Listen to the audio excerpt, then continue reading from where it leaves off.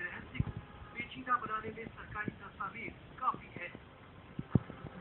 साल 1954 में प्रधानमंत्री जवाहरलाल नेहरू के निजी सचिव एमओ मधाई ने एक औपचारिक पत्र में माना कि 2 दिसंबर 1954 को जापान से नेताजी सुभाष चंद्र बोस की अस्थि कलश और 200 रुपए विदेश मंत्रालय को मिल गए, जिसमें से 200 रुपए आईएनए के रिलीफ फंड को दे दिए गए।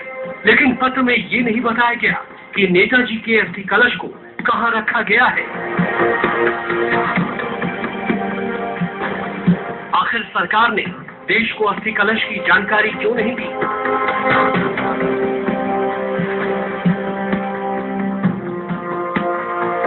इस घटना के लगभग 50 साल बाद एक ऐसा वाकया हुआ जिसने बोस की मौत के रहस्य को और उलझा दिया। प्रधानमंत्री अटल बिहारी वाजपेयी जापान यात्रा के दौरान टोक्यो गए थे, जहां उन्होंने रेनकोजी मंदिर में नेताजी की अस्थियों के सामने माथा टेका।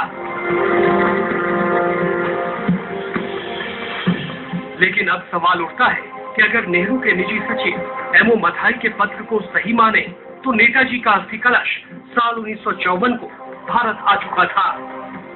तो फिर प्रधानमंत्री अटल बिहारी वाजपेयी 50 साल बाद किसकी अस्थियों के सामने माथा टेक रहे थे?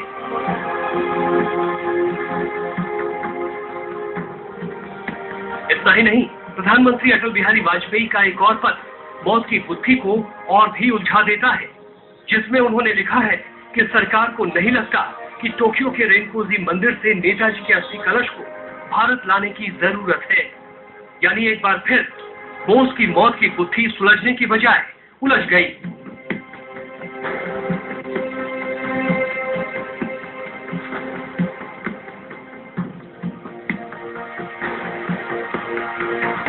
हिंदुस्तान की आजादी के बाद 3 कमीशन बन चुके हैं जिन्होंने बोस की मौत का रहस्य सुलझाने की कोशिश की है।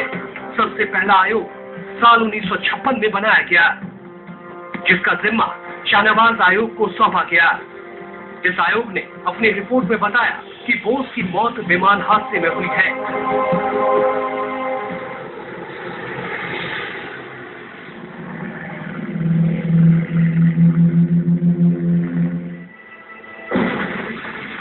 सुभाष चंद्र बोस के बड़े भाई सुरेश चंद्र बोस ने आरोप लगाया कि भारत सरकार उन्हें रिपोर्ट मानने के लिए मजबूर कर रही है।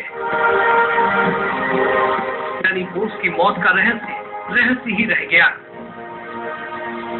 इसके बाद साल 1977 में एक बार फिर दोबारा जांच के लिए 1 सदस्यीय जीडी खोसला आयोग बनाया गया। आयोग ने 4 साल तक जांच करने के बाद पाया कि बोस की मौत विमान हादसे में हुई है।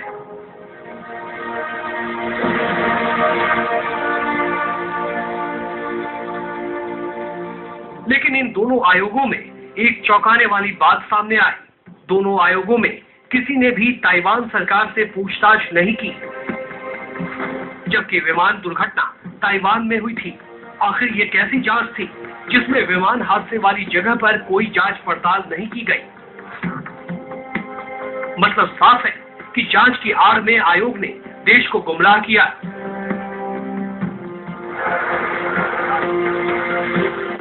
तीसरा आयोग यानी मुखर्जी आयोग की रिपोर्ट ने जनता के साथ सरकार तक को चौंका दिया। साल 2005 में जस्टिस मनोज मुखर्जी ने अपनी जांच रिपोर्ट पेश करते हुए कहा कि सुभाष चंद्र बोस की मौत विमान हादसे में हुई है। इसका उन्हें कोई सबूत नहीं मिला है। Beloved leader of the country, the people must know about what happened ultimately.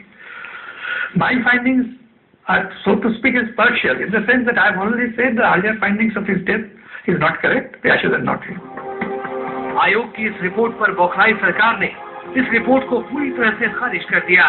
अब सवाल उठता है कि आखिर सरकार और आयोगों ने नेताजी के विमान हादसे पर कैसी जांच की है, जिसने बोस की मौत के रहस्य को सुलझाने के बजाय उलझा दिया है। Bureau report, live India.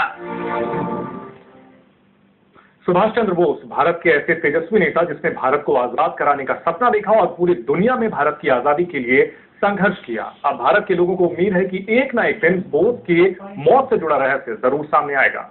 हमारी खास पेशकश में इतना ही। आप देखते रहिए लाइव इंडिया।